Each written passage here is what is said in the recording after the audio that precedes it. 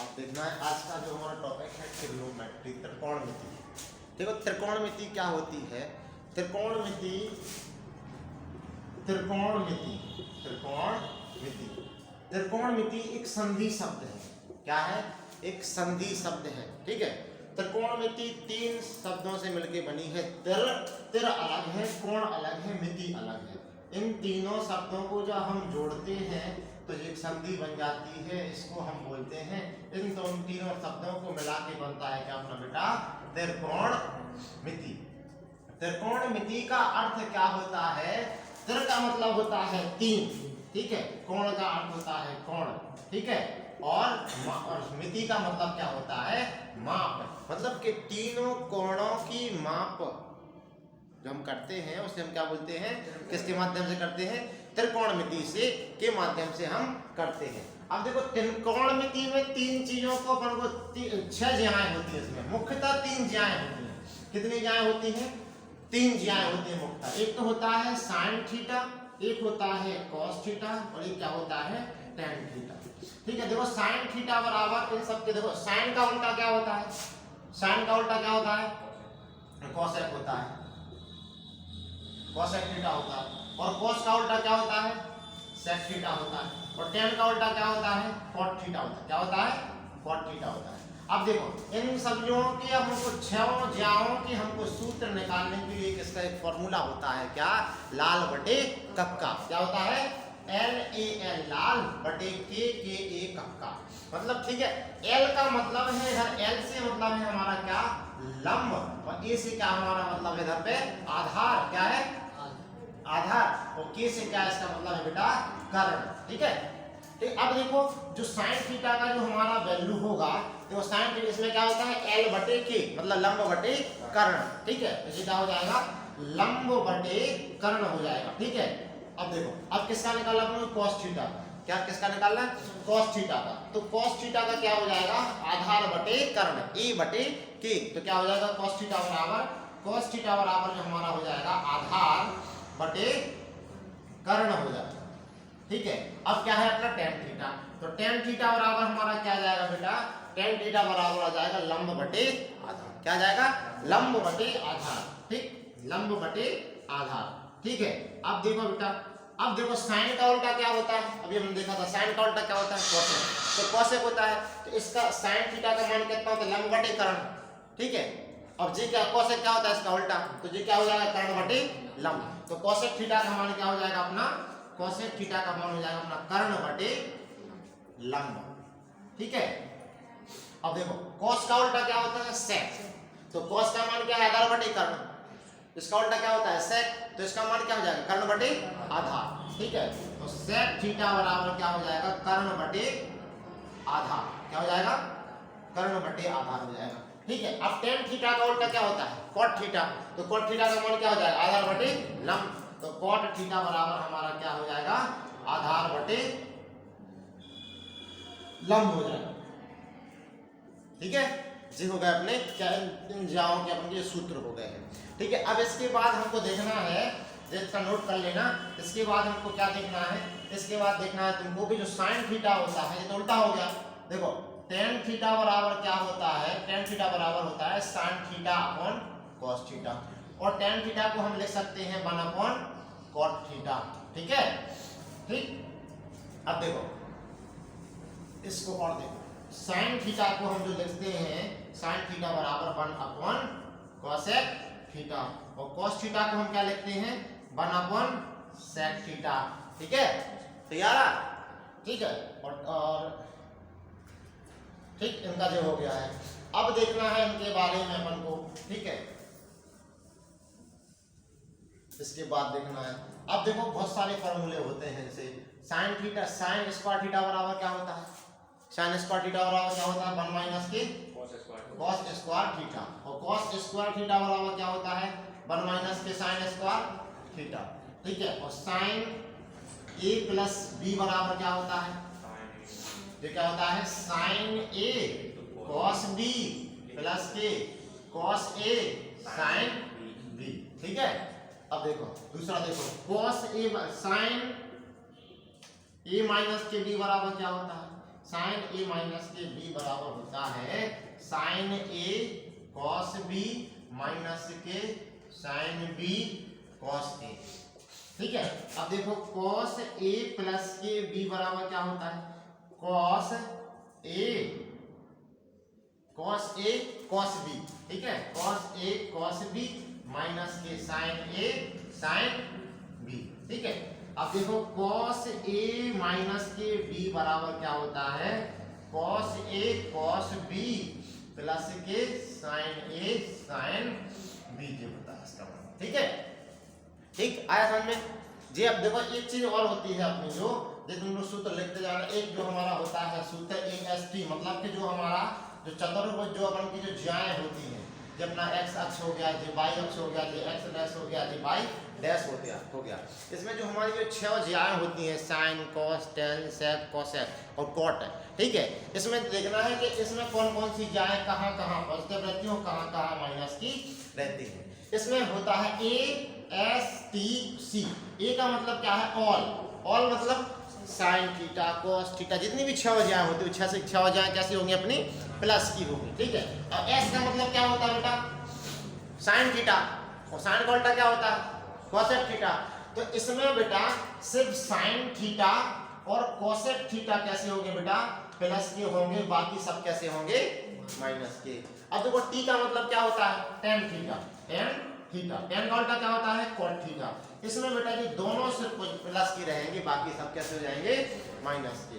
सी का मतलब क्या होता है बेटा, cos थीटा, cos का उल्टा क्या होता है, sec थीटा। ठीक है, इनमें जी दोनों प्लस के रहेंगे बेटा, बाकी सब कैसे हो जाएंगे, माइनस के।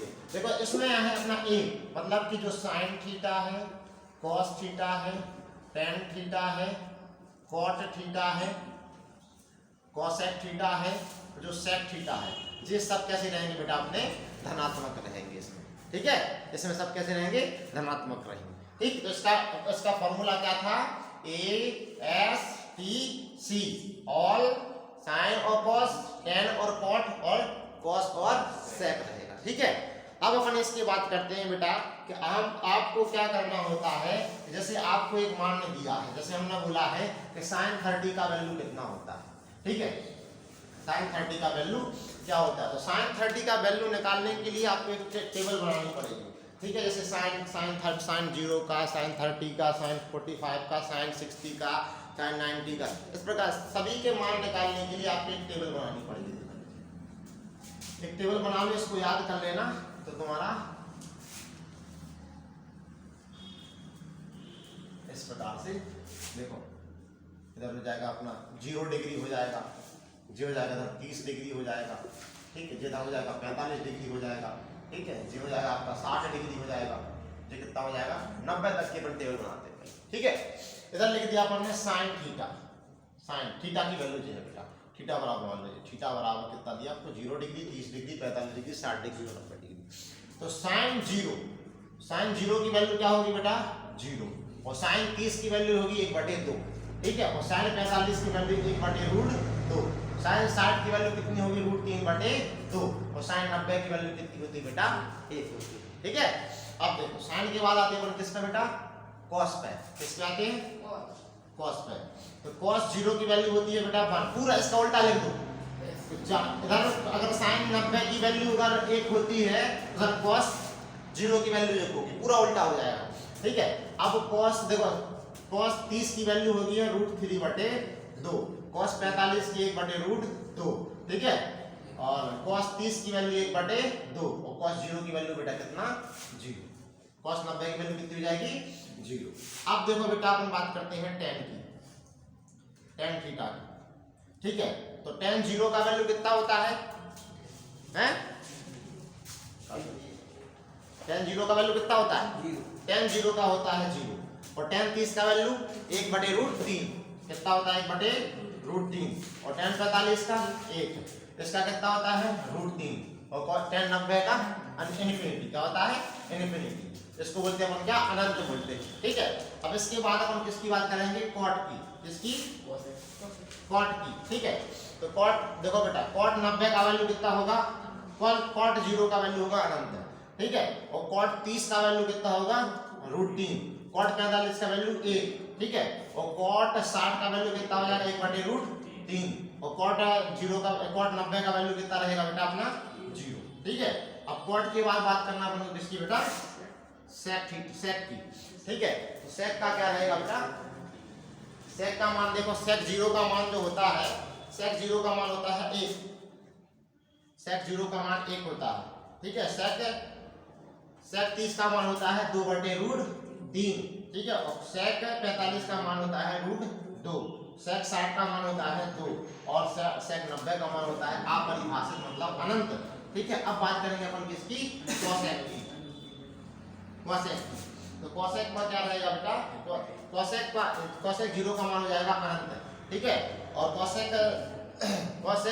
30 का मान हो जाएगा 2, और कोसेक 45 का मान हो जाएगा √2, और कोसेक 60 का मान कितना हो जाएगा 2/√3, और कोसेक 90 का वैल्यू कितना हो जाएगा बेटा 1, जी हो जाएगी अपनी टेबल। जैसे आप लोगों के लिए कभी भी आपको ऐसा क्वेश्चन दे दिया जाए कि sin 30 इंटू cos 60 प्लस के tan 45 का मान बताइए, ठीक है, सही है टेबल, ठीक। आपको क्या करना है, तो sin 30, अब इसमें देखो sin 30 का मान कितना है 1/2, तो इसकी जगह पर रख दो क्या बेटा 1/2, सत्यम क्या रखना है 1/2। अब cos 60 का वैल्यू बताना, cos 60 की वैल्यू cos जे है वो 60 जे है, cos 60 की वैल्यू कितनी आ रही है 1/2 आ रही है, 1/2 रख दो, ठीक है, प्लस tan 45 का मान कितना आ रहा है, जो है tan हो गया इस पे 45 पे, तो जी आ गया 1, कितना आ रहा है 1, ठीक है। अब इसको सॉल्व कर, 1 का गुणा करोगे तो 1 में 1 आ जाएगा, 2 एकम 2 दूना 4 हो जाएगा, प्लस का 1 का 1 रहेगा। अब इसका लासा ले लो, कितना हो जाएगा 4, कितना हो जाएगा 5/4, जी आ आपका आंसर आ जाएगा। और 8.2 में आपको ऐसे क्वेश्चन देखने को मिलने वाले हैं, ठीक है। अब देखो बेटा थोड़ी सी बात करते हैं इसके कोणों के बारे में, कोणों का वर्गीकरण के बारे में बात करते हैं। कोणों का वर्गीकरण किस प्रकार से, ये तो इसकी टेबल होगा, तो इसको याद कर लोगे तो 8.2 आपकी खत्म हो जाएगी, ठीक है। कोणों का वर्गीकरण क्या है,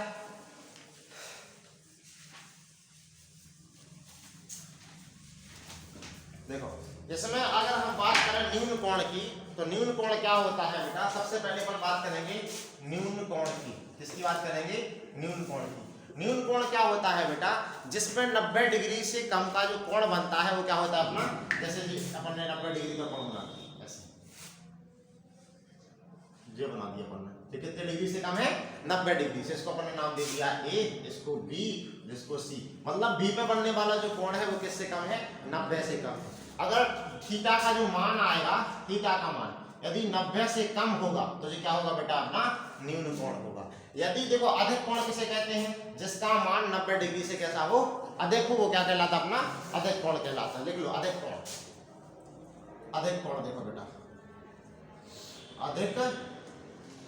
अधिक कोण दो किसे कहते हैं, जैसे 90 डिग्री से अधिक कोण बने, जैसे बन गया देखो J, इसको A दे दिया, इसको B दे दिया, इसको C पे बनने वाला जो कोण है देखो इधर तक आता तो 90 का होता, लेकिन ये 90 से कैसा है अधिक है, ठीक है। C पे बनने वाला जो थीटा का जो मान है वो अधिक होना चाहिए, ठीक है, ये छोटा होना चाहिए, 90 छोटा जो होना चाहिए, कैसा थीटा का जो मान है वो 90 से बड़ा होना चाहिए, मतलब 90 छोटा होना चाहिए, जिसको बनने वाला जो कोण है वो बड़ा होना चाहिए, तो क्या होगा अपना अधिक कोण हो जाएगा। इसको क्या बोलेंगे, अधिक कोण बोलेंगे। एक चीज ध्यान रखना बेटा कि जो हमारी जो सरल रेखा होती है, सरल रेखा पे आपका जे स्ट्रेट लाइन आपकी, इसको A और B दे दिया है, ठीक है।